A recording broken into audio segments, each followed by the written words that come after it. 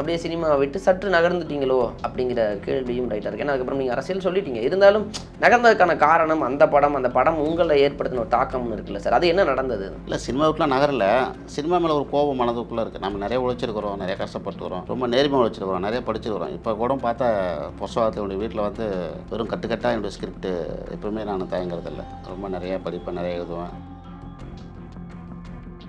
அவர்களும் ஒரு படம் ஒன்று நம்ம ரெடி பண்ணோம். அதுக்கான ஆர்டிஸ்ட் நம்ம பார்க்கும்போது தான் இன்றைக்கி ஐஸ்வர்யா ராஜ் இருக்காங்களே. இப்போ நீங்கள் செலக்ட் ஃபஸ்ட் படங்கள் நம்ம தான் அறிமுகம் அவங்கள. ஆனால் அட்டகத்தின்னு சொல்லுவாங்க. எப்பயுமே சினி மனிதர்கள் அப்படி தானே, வெற்றி பெற்ற படத்தை மட்டும் தான் சொல்லுவாங்க. தொடர்ச்சியாக வந்தாங்க.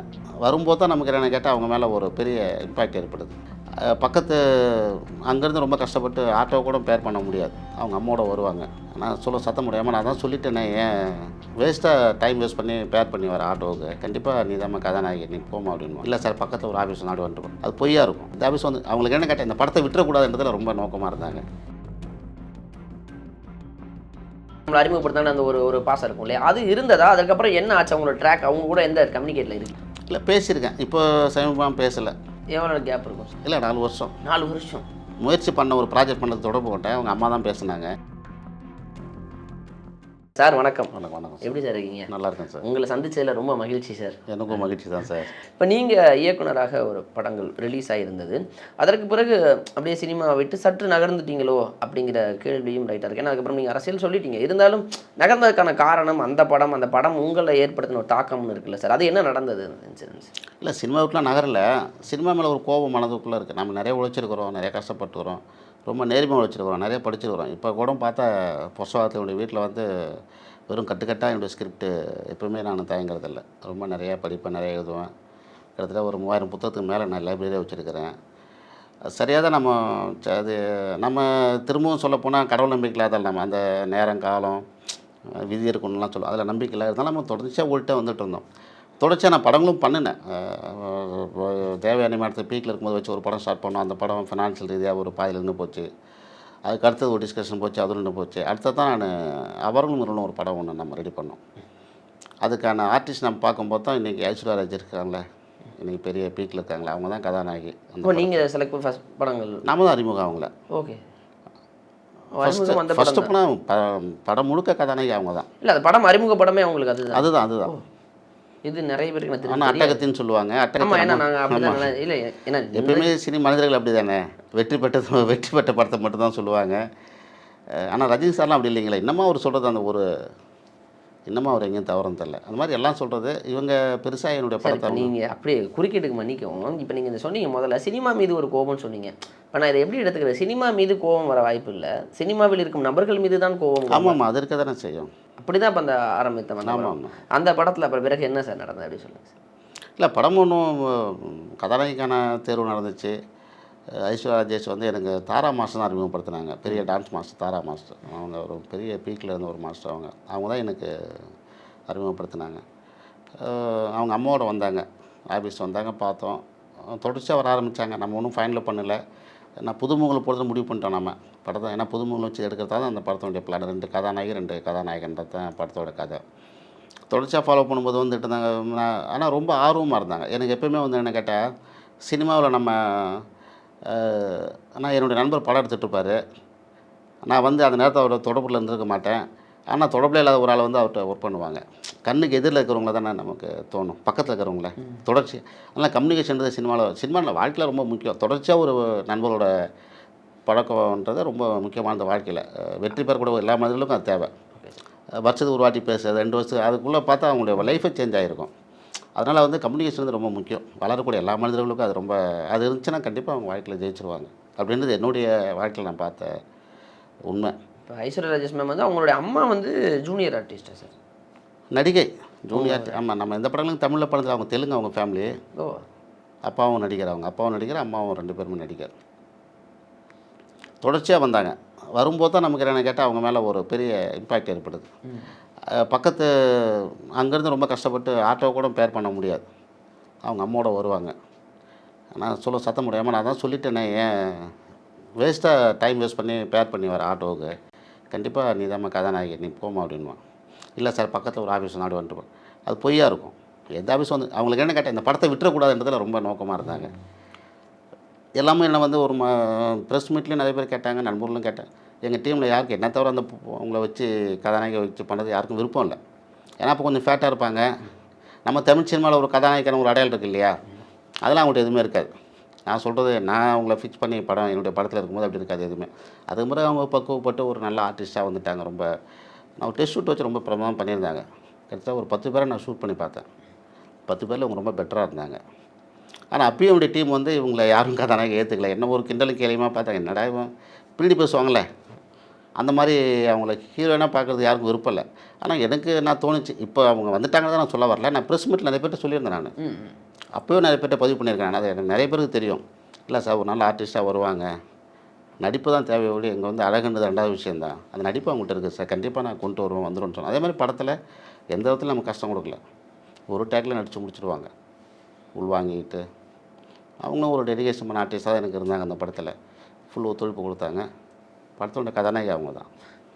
இன்னைக்கு டேல ஒரு சிறந்த நடிகையாக பெரிய இடத்துக்கு வந்திருக்காங்க. இப்போ அப்படிப்பட்ட ஒரு ஐஸ்வர்யா ராஜேஷை கண்டுபிடித்தது நீங்கள் தான். அது எதுவும் நிறைய எதிர்ப்புகள்லாம் வந்தபொழுதும் இல்லை, நீங்கள் ஒரு சரியான சாய்ஸ் அவங்க இருப்பாங்க அப்படின்னு பிக் பண்ணியிருக்கீங்க. அதுக்கப்புறம் அவங்களுடைய பாதை வேறு மாதிரி நகர்ந்தது.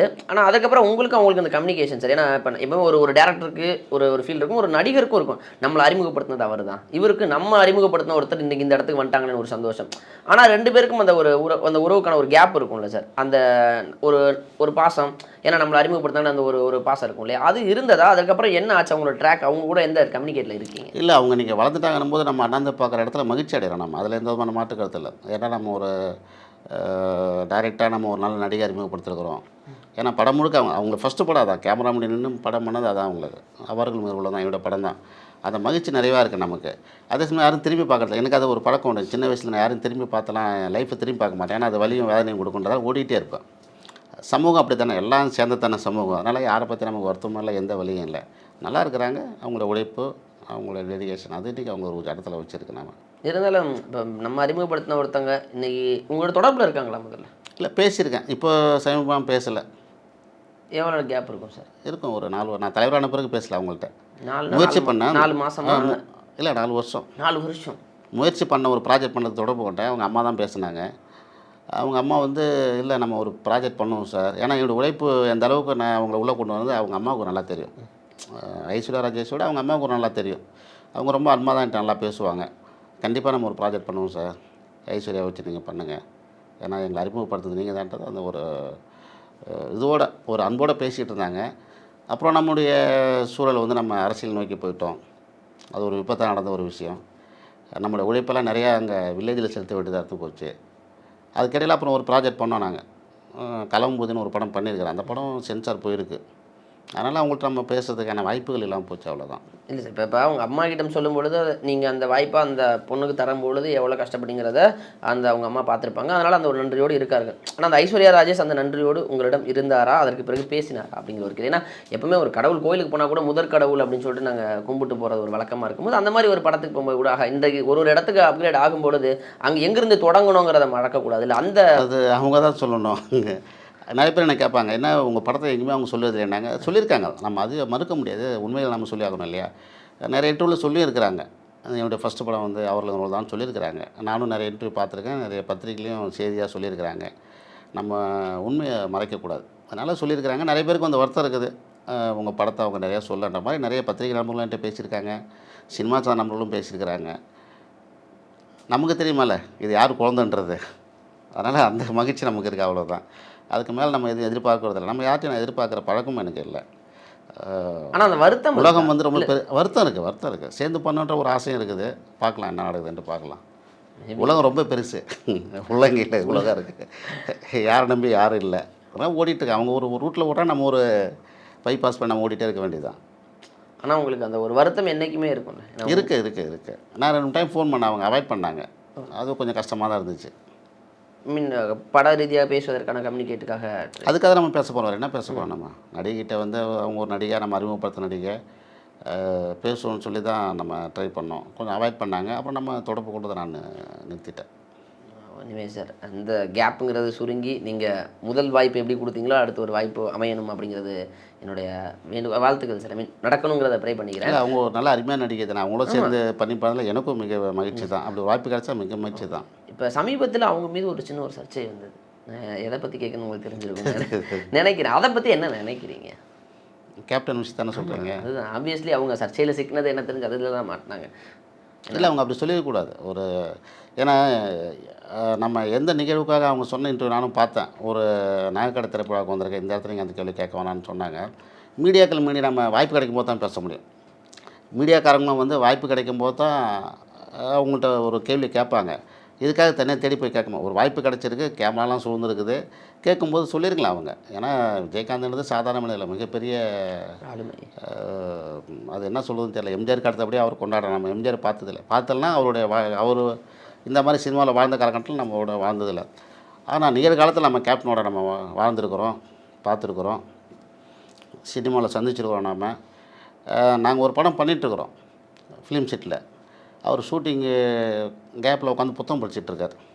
நாங்கள் பரபரப்பாக ஒர்க் பண்ணுறது பார்த்துட்டு அவரே கூப்பிட்டு மேனேஜர் விசாரிச்சு, யார் இந்த பசங்க ரொம்ப ஃபாஸ்ட்டாக அப்படி மிஷின் மாதிரி ஒர்க் பண்ணுறான்னு சொல்லிட்டு கூப்பிட்டு பேசிவிட்டு எங்களை கூப்பிட்டு வர வச்சு கை கொடுத்து என்கரேஜ் பண்ணி, இந்த வேகம் இப்போ மட்டும் இருக்கக்கூடாது, கடைசி காலம் வரைக்கும் இருக்குன்னு சொல்லி அனுப்பி வச்சார். அப்படி ஒரு மனிதர். நிறைய பேருக்கு என்னென்னவோ பண்ணியிருக்காரு, சோறு போட்டிருக்காரு, எல்லாம் பண்ணியிருக்காரு. அவரை பற்றி நாம் சொல்லணும், நன்றி உணர்வோடு இருக்கணும். நாம் சாப்பிடணுன்ற அவசியம் இல்லை. இந்த மூளை உலகத்தில் யாரோ மனிதன் சாப்பிட்ருக்கான். அவர் வாழ்ந்துருக்கிறார், மனிதர்களுக்காக வாழ்ந்துருக்கார், மக்களுக்காக வாழ்ந்துருக்கிறார். இப்போ எங்கள் ஊர் வந்து விருத்தாச்சலம் அங்கே தான் ஜெயிச்சார். 2 சமூகம் பெரிய சமூகம், பாமகவும் விசிகாவும் ரொம்ப பலமாக இருக்கக்கூடிய ஒரு பகுதி அது. 2 பேரும் கோட்டையாக இருக்கக்கூடிய பகுதி. தனிச்சையாக வந்து அங்கே நின்று ஜெயிச்சு வெற்றி எடுத்தார்ல, அந்தளவுக்கு அவர் ஒரு உயர்ந்த இடத்துல தானே மக்கள் வச்சு பார்க்குறாங்க. அவரை பற்றி அவங்க சொல்லியிருக்கலாம், அதை அவாய்ட் பண்ணணுன்ற அவசியம் இல்லை. அவங்களும் ஒரு சினிமாவுக்குள்ளே இருக்கிறாங்க, சினிமா நடிகையாக இருக்கிறாங்க, ஒரு சக்ஸஸ்ஃபுல் நடிகையாக இருக்கிறாங்க. அதனால் அவங்கள கடைசியாக அந்த இடத்துல ஒரு நன்றியோட நினைவு கூர்ந்துருக்கலாம். அவங்க கேட்டு பழகினது, அவங்களுக்கு பழகிறதுக்கு வாய்ப்பு இல்லைனா கூட நிறைய கேட்டிருப்பாங்களே, அதை வச்சு ஒரு நன்றியோடு சொல்லியிருக்கலாம். அது தவறு தான், அவங்க பேசின விதம் வந்து தவறு தான். ஏன்னா அவங்க சினிமாவில் அறிமுகமானது ஒரு 2008-09 அந்த கால வாக்கு. அப்படிங்கும்போது 2015 வரைக்குமே ஒரு விஜயகாந்த் சார் வந்து ஒரு ஆக்டிவாக தான். ஏன்னா கடந்த ஒரு 6-7 வருடங்களாக தான் கொஞ்சம் அமைதியாக, ஆனால் அதுக்கும் ஆக்டிவாக தான் இருந்தார். அப்போ அதே சினிமா துறையில் இருக்கும்போது அந்த வார்த்தைகள் தவிர்த்திருக்கணும் அப்படின்னு நான் சொல்கிறேன். கண்டிப்பாக தவிர்த்துருக்கலாம். நேரம் கொடுத்ததுக்கு ரொம்ப நன்றிகள் சார். மகிழ்ச்சி, நன்றி.